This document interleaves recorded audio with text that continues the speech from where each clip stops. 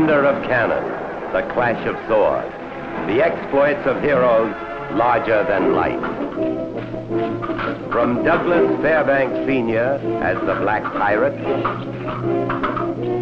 to John Barrymore as Don Juan.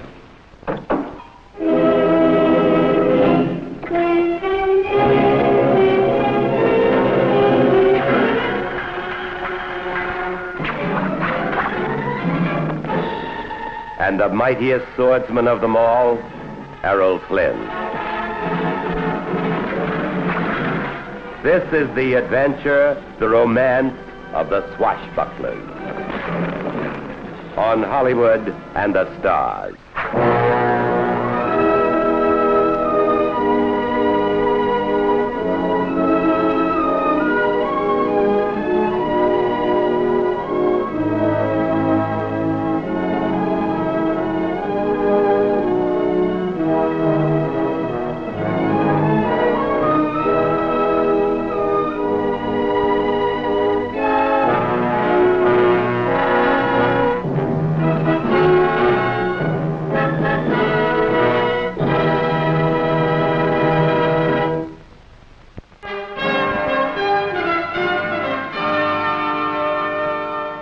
From this night on, I use every means in my power to fight you.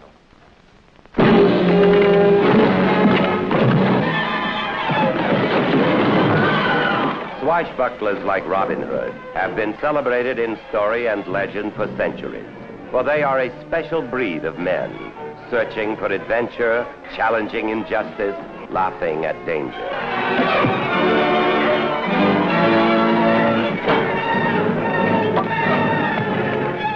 They embody an heroic sense of life, and for decades have lent to the screen rousing escapism and flamboyant excitement. The earliest costume epics were modest presentations and gave little promise of greatness. Performers attired in rented wigs and velvet breeches are crowded onto crude sets, and they enact deeds of villainy and valor with considerable enthusiasm, but questionable skill.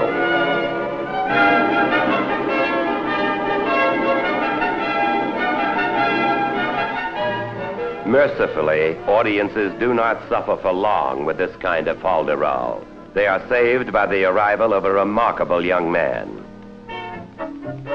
Douglas Fairbanks has very special ideas about how to make adventure films. Already a popular comedy star, Fairbanks is aggressive, charming, and dynamic, an incredible athlete and gymnast. And he injects these qualities into a new kind of screen hero, the Swashbuckler.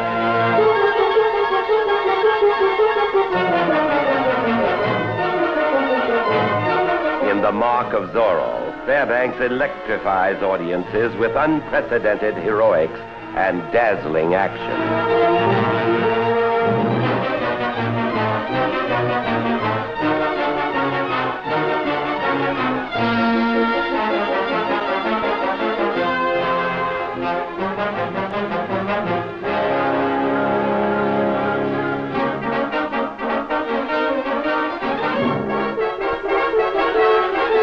Through picture after picture, Fairbanks comes to symbolize the very spirit of adventure. Liberated from conventional concerns, he even seems freed from gravity.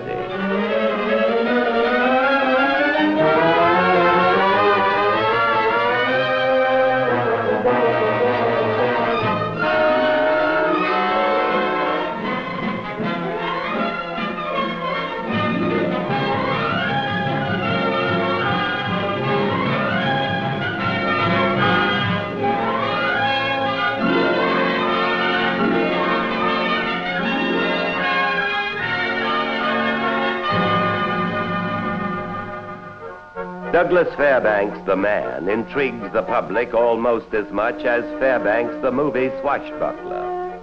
For in real life, he rivals the color and romance of his own films. The most popular screen hero of his time, he falls in love, fittingly, with America's sweetheart, Mary Pickford. Mary and Doug marry, and reign from their fabled estate called Pickfair. And as one writer comments, Fairbanks and Pickford are living proof of America's chronic belief in happy endings. As a hero to the nation's youth, Fairbanks feels that he can be a crusading influence on his time. He writes 7 books, urging Americans to be ambitious. Banish all thought of losing, he says. And a journalist of the time writes that Fairbanks' popularity is a healthful sign that the blood of America still runs warm and red. Fairbanks becomes a world traveler and sportsman, and wherever he goes, he's regarded as a symbol of American optimism and energy. It's a role that Fairbanks relishes. Ladies and gentlemen, it gives me great pleasure to introduce Mr. Johnson, Mr. Bobby Jones, and Sir Harry Lauder. Yes. We are all going to Europe to play golf. I'm supposed to be going over to work. I'm not going to play golf. I'm going to fish. What? Going to fish? Yes. Do you play golf anymore? No. You wouldn't play with Bobby Jones? I lost my ball 2 years ago. Sono contento d'essere ancora a Roma. I'm delighted to be back in Rome again. Well, I'm delighted to be back in America. I've had a marvelous time in Africa and Spain, shooting pictures, shooting big game. But it's very, very delightful to get back here. I'm on my way to Hollywood to make a picture. I don't know what the title is because we haven't finished writing the picture and we don't know whether it's a boy or a girl, so you can't name it. With the passing years, Fairbanks loses his zest for motion pictures. Resentful of middle age, he realizes he can't always be a swashbuckler. But he lives to see the swashbuckler enter a new era of pageantry, spectacle, and sound.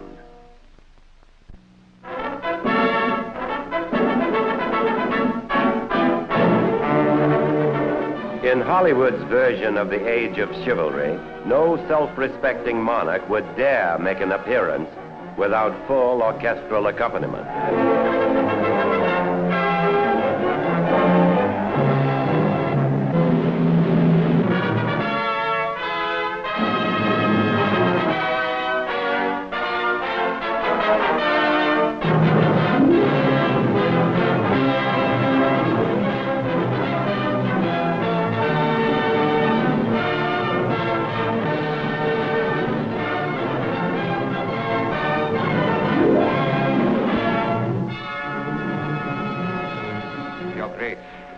Welcome to England, Your Excellency. Thank you, my lady. May I present my niece, Donna Maria Alvarez de Cordoba? With sound, audiences can now eavesdrop on the silken and flowery exchanges that determine the fate of empires. You're very kind, Your Majesty. May I learn generosity from you, sire? You are very thoughtful, my lord. Your Grace. The royal treasury is empty, sire. You show great foresight, my lord. But, Your Grace, there's a mob rising in the city. I had to, Your Grace. Your Grace. Your Grace. Sire? No, Your Majesty. Naturally, Your Majesty. As you wish, Your Majesty. But of course, Your Majesty. Don't Your Majesty leave. Now, this new era of adventure creates not one, but a gallery of colorful swashbucklers. Douglas Fairbanks, Jr., Ronald Coleman, Louis Hayward, John Derrick, Cornell Wilde, Tyrone Power, Paul Henry, and Errol Flynn, the screen's leading swashbuckler. Up that rigging, you monkeys! Aloft! There's no chains to hold you now! Whatever survives of the boy in men, this is what responds to the swashbuckler who not only looks and acts, but even speaks like a hero. Break out those sails and watch them fill with the wind that's carrying us all to freedom! Robin, Men, if you're willing to fight for our people, I want you. Are you with me? Your freedom for my freedom. From now on, I no longer regard myself as a slave. I'll organize revolt. Exact a death for a death. Give me the men I need, madam. Put me in command. And if I fail to crush Tyrone, you may take my sword and break it, for I'll never use it again. Our chance has come. Prove to the world that no man could kill women and children and live to boast of it. The world of the swashbuckler is conveniently filled with wrongs that must be put to right, and with villains whose hearts are as black as their beards. There's a death sentence for your robbing of Locksley. I'll have him dangling in a week. You know this? It is the rosary of pain.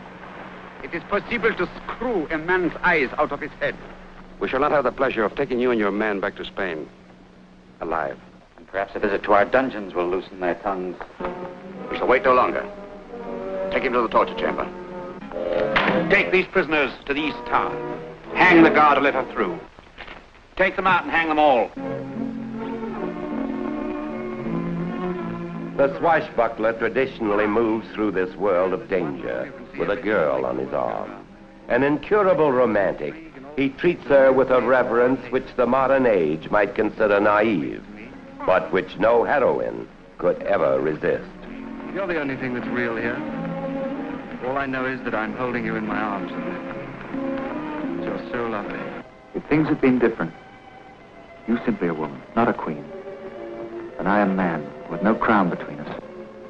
We could have searched heaven and earth for two perfect lovers, and ended the search with ourselves. Of all the things on this earth that I'm now to leave, I care about leaving none of them. But you. In the garden of a convent in Peru, there's a beautiful statue. The nuns call it Nuestra Senora de las Flores. That's how I'll always think of you, as my Lady of the Roses.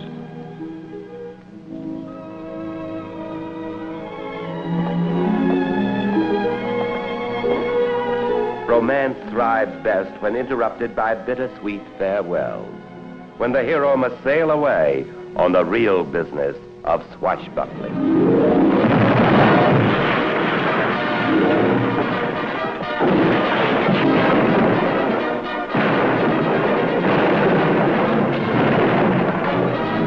Gunners waiting for a broadside. Primed and ready, sir. Armed and ready, sir. Ready, sir. Fire!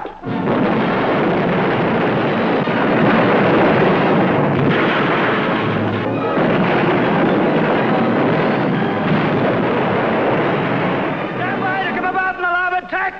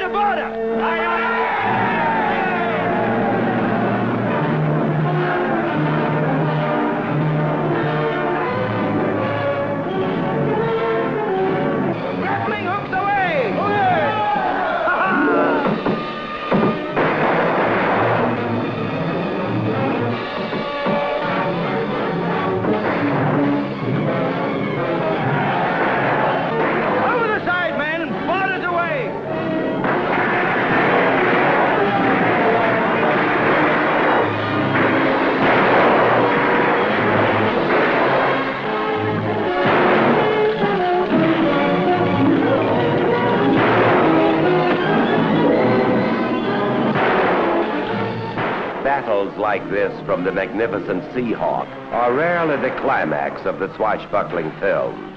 The hero and the audience know that as their victorious galleon sails into the sunset, there is much more to come.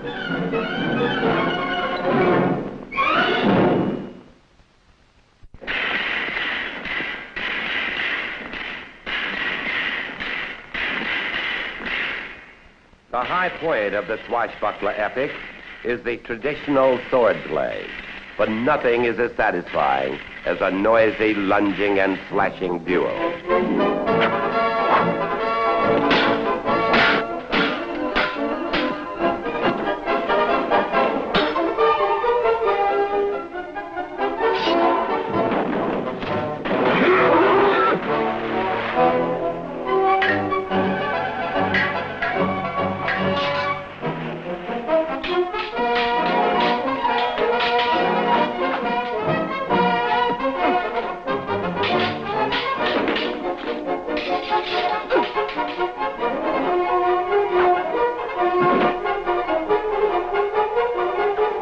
Foils and sabers are obviously great fun.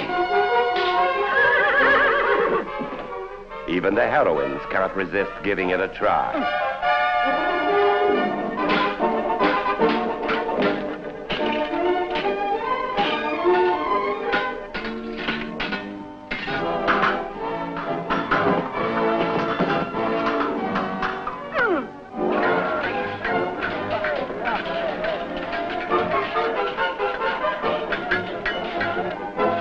Swashbuckling, however, is best left to men, and none ever surpass Errol Flynn. His jaw is firmer, his parries and lunges are quicker, his courage is legendary. After watching Errol Flynn on a Saturday afternoon, is there a boy alive who wouldn't have traded his baseball mitt or his bicycle to be a Robin Hood or a Captain Blood? Up! You've come to Nottingham once too often. When this is over, my friend, there'll be no need for me to come again.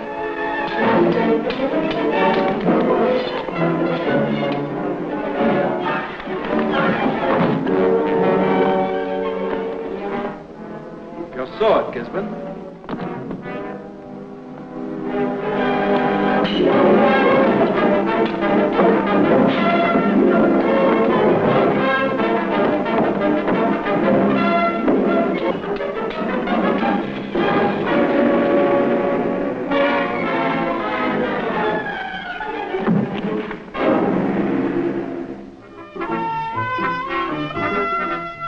Errol Flynn emerges as Hollywood's leading swashbuckler, both on and off the screen. I allow myself, he says, to be understood as a colorful fragment in a drab world. And he boasts, if I have any genius, it is a genius for living. A South Sea adventurer in his youth, Flynn cuts a gaudy figure in Hollywood. He is a brawler and a spender, a connoisseur of old whiskey and young women.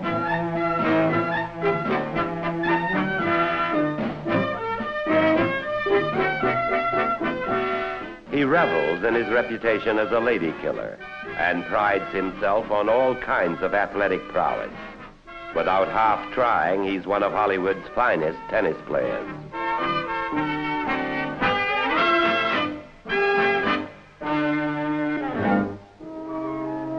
Errol Flynn knows, however, that his dashing public image is a facade. Years later, he'll write that he squandered himself on drink and emotional adventures. As a boy, he had imagined himself a real-life hero, a Sir Galahad, and now he realizes he constantly betrays that youthful ideal. Flynn marries 3 times. His last wife, Patrice Wymore, an actress. I wanted marriage badly, he writes. I was lonely, lost, never far from despondency. And when I asked her what she saw in me, she said, I feel sorry for you. By the early 1950s, as he embarks on a Korean USO tour with Jack Benny, Errol Flynn is a prematurely aging and tired man. His career is fading away. All that's left is his reputation as a playboy of the Western world. He is sensitive enough now to be embarrassed by this garish reputation, but he willingly becomes a parody of himself.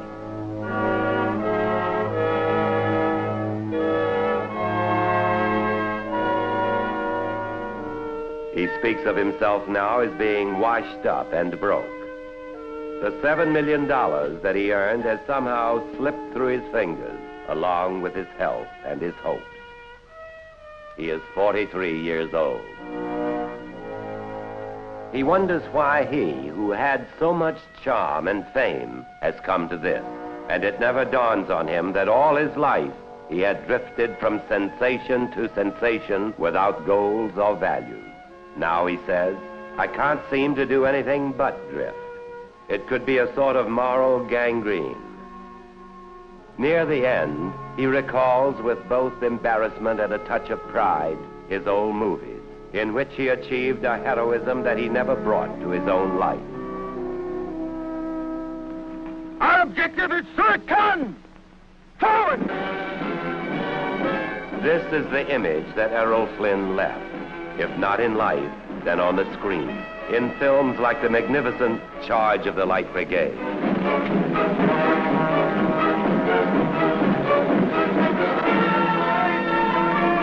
This is swashbuckling at its best.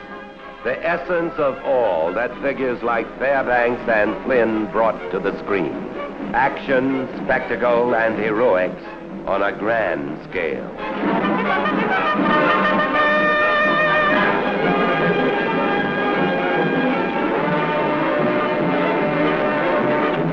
Fools, but they're right into certain death.